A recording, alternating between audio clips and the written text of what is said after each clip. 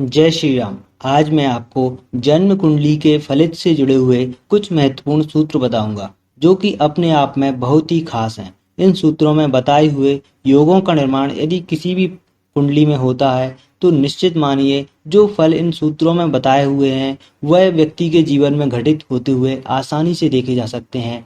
दोस्तों, इन सूत्रों में जो परिणाम बताए वह मैंने कई कुंडलियों पर अप्लाई किए और मुझे सही प्राप्त हुए। मैं आपसे भी उम्मीद करता हूँ आप भी इन सूत्रों को लगाएं अपनी कुंडली में, अपने परिवार के किसी भी व्यक्ति की कुंडली में, और बताइए क्या इसके परिणाम आपको सटीकता से प्राप्त हुए। यदि आप ज्योतिष से प्रेम करते हैं तो आप इतना कार्य तो अवश्य कर ही सकते हैं।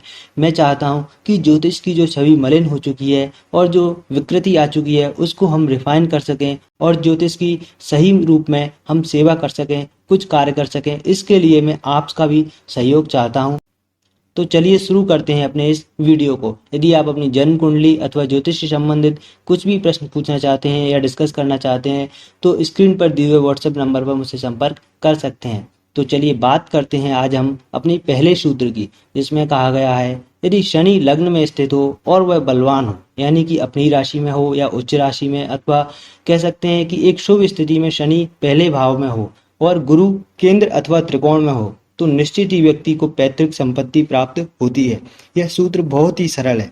यदि केंद्र भावों में अथवा त्रिकोण भावों में बृहस्पति स्थित हो तो व्यक्ति को निश्चित रूप से संपत्ति प्राप्त होती है और लग्न में शनि शुभ या बली अवस्था में होना चाहिए। अगला सूत्र है हमारा, यदि चंद्रमा और बुध आपस में केंद्र अथवा त्रिकोण भाव में होने चाहिए तो व्यक्ति बुद्धिमान और विद्वान होता है। निश्चित रूप से व्यक्ति अपनी बुद्धिमत्ता के द्वारा ही धनार्जन भी करता है। अब चंद्रमा और बुध आपस में केंद्र त्रिकोण का अर्थ है कि चंद्रमा से यदि हम आगे गिनते हुए जाएं तो बुध 4 भाव दूर हो या 7 भाव दूर हो या 10 भाव दूर हो, अथवा चंद्रमा बुध एक साथ में स्थित हो, अथवा चंद्रमा से 5 भाव दूर या 9 भाव दूर भी बुध स्थित हो, तो यह योग बनता है। अब अगले सूत्र की हम बात करें, यदि उच्च के ग्रह की दृष्टि चंद्रमा पर पड़ जाए, कोई भी उच्च का ग्रह यदि चंद्रमा को देख लेता है तो वह व्यक्ति निश्चित ही धनवान होता है। अब आप कहेंगे कि यदि शनि राहु जैसे क्रूर ग्रह यदि चंद्रमा को देखें तो नकारात्मक फल हो सकते हैं। तो नो डाउट मैं मानता हूं कि शनि यदि उच्च का है और वह चंद्रमा पर दृष्टि दे रहा है तो कहीं ना कहीं मानसिक अशांति को भंग कर सकता है, व्यक्ति का मन विचलित रह सकता है। राहु की दृष्टि ऐसी चीजें ला सकती है, unknown fear, double minded, stress, confusion, ऐसी सब चीजें ला सकती है।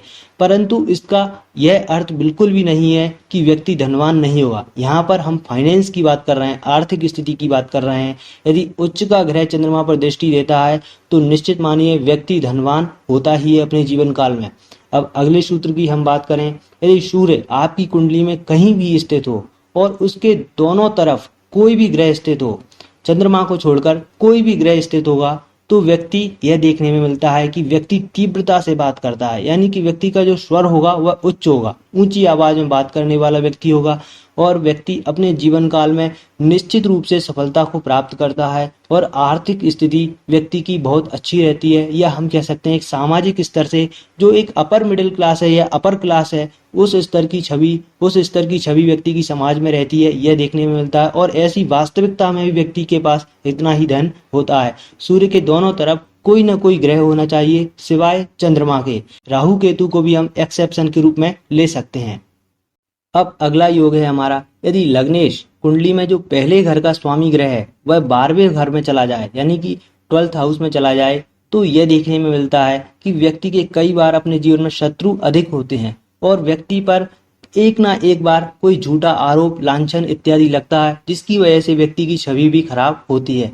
और कई बार व्यक्ति के मन में ऐसे विचार आते हैं कि वह अपने जीवन को नष्ट कर दे, ऐसी तरह के नकारात्मक विचार भी आ जाते हैं। यदि राहु केतु और भी भयानक दुर्योग कुंडली में बन रहे हैं तब इस प्रकार की स्थिति होती है।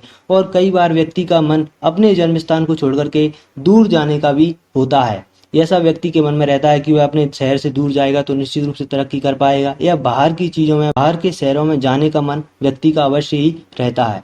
अब अगले योग की बात करें, अगले सूत्र की हम बात करें, यदि किसी व्यक्ति को राहु की महादशा चल रही हो और उसमें केतु का अंतर आ जाए तो यह समय काफी कंफ्यूजन भरा रहता है, कुछ ना कुछ परेशानियां, कंफ्यूजन, डबल माइंडेड, स्ट्रेस, ऐसी सब चीजें रहती हैं।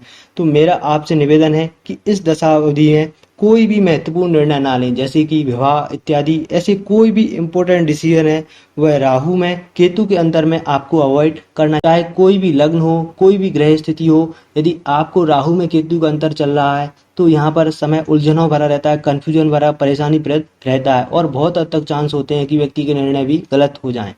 अगले सूत्र की हम बात करें, यदि दूसरे भाव का स्वामी ग्रह यानी कि जो द्वितीय बनता है वह 9th हाउस में या 11th हाउस में स्थित हो, यानी कि 9वें भाव में या 11वें भाव में स्थित हो, तो व्यक्ति का बाल्यकाल कष्टदायी होता है। परंतु बाल्यकाल जैसे जैसे निकलता जाता है, व्यक्ति की जो वृद्धावस्था तक जीवन होता है वह सुखमय होता है, व्यक्ति सभी प्रकार के सुख प्राप्त करता है। अब ऐसा क्यों है कि दूसरे भाव का स्वामी ग्रह 9वें में चला गया, और जो तो ये भाव तो हमारा भाग्य भाव है, फिर भी यहाँ पर बाल्यकाल कष्टदायी क्यों होता है? इसका प्रमुख कारण यह है कि दूसरे भाव का स्वामी ग्रह 9वें भाव में तो गया, परंतु ये अपने से 8 भाव दूर गया। इस वजह से यह व्यक्ति के बाल्यकाल को कष्टदायी बना देता है। दूसरा भाव हमारे बचपन को दिखाता है, हमारे नरिशमेंट का भाव यह भाव है, हमारा पोषण किस तरह का हुआ है, हमारा बचपन कैसा बीता है, वह हमें दूसरे भाव से पता चल जाता है। अब अगले सूत्र की बात करें हम, यदि पहले भाव और दूसरे भाव में परिवर्तन योग बन जाए, यानी कि पहले भाव का स्वामी ग्रह दूसरे में और दूसरे भाव का स्वामी ग्रह पहले भाव में स्थित हो जाए, तो व्यक्ति को बिना प्रयत्नों के ही धन प्राप्त होता है। ऐसा मैंने कई कुंडलियों में देखा है। यह निश्चित रूप से बहुत ही सटीक योग है, और यदि ये आपस में शत्रु ग्रह हैं अथवा मित्र ग्रह हैं, इससे कोई फर्क नहीं पड़ता। बस जो ग्रह परिवर्तन योग बना रहे हैं उन पर पाप प्रभाव नहीं होना चाहिए, जैसे कि 12वें भाव का स्वामी ग्रह, 8वें भाव का स्वामी ग्रह अथवा ऐसे शत्रु ग्रहों के ज़्यादा प्रभाव ना हो, तो यह निश्चित रूप से बहुत अच्छा योग बनता है। उम्मीद करता हूं दोस्तों आपको मेरे बताए हुए ये सूत्र अच्छे लगे होंगे, और आप भी इन सूत्रों को कुंडलियों पर लगाकर बताइए कि क्या रिजल्ट्स आपको प्राप्त हुए। और आप अपने बारे में जानना चाहते हैं तो मुझसे संपर्क कर सकते हैं। और आपने मेरा चैनल सब्सक्राइब कर ही दिया होगा, इसमें कहने वाली कोई बात नहीं। आप सभी का इतने प्रेम के लिए मैं हृदयपूर्वक आप सभी का धन्यवाद करता हूँ। जय श्री राम।